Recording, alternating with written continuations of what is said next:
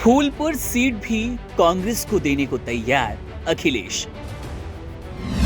UP उपचुनाव के लिए कांग्रेस को मनाने में जुटी सपा, लेकिन महाराष्ट्र में चाहिए सपा को सम्मान।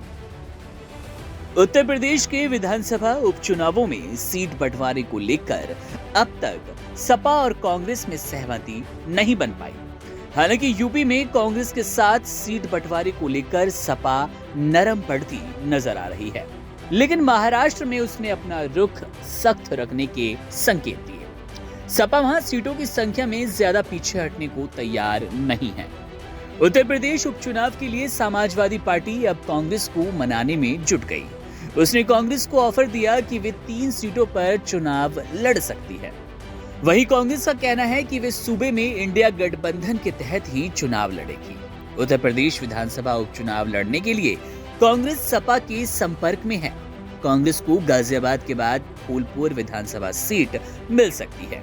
सपा के इस तीसरे सीट के ऑफर के बाद अब कांग्रेस इस मसले पर मंथन करेगी, जिसके बाद वो अपना फैसला लेगी। इससे पहले सपा की ओर से कांग्रेस 2 सीटों पर ऑफर ले चुकी है, जिसमें गाजियाबाद और खैर शामिल थी, जबकि कांग्रेस लगातार 5 सीट मांगती आ रही है।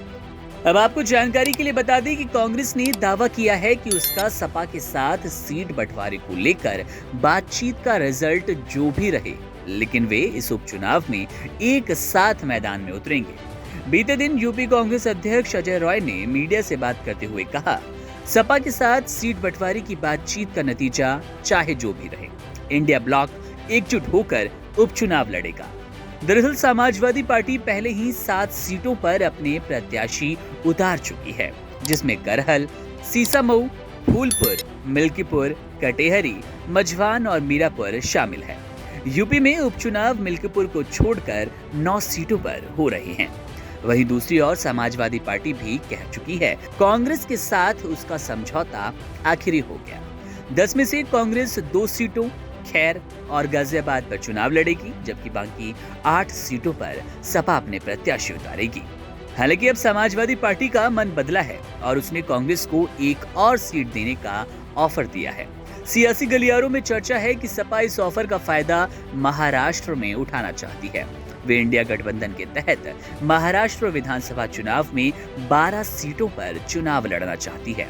यही वजह है कि सपा यूपी में कांग्रेस को संतुष्ट करने के बाद महाराष्ट्र में तवज्जो देना चाहती है, महाराष्ट्र को लेकर ज्यादा फोकस्ड होना चाहती है।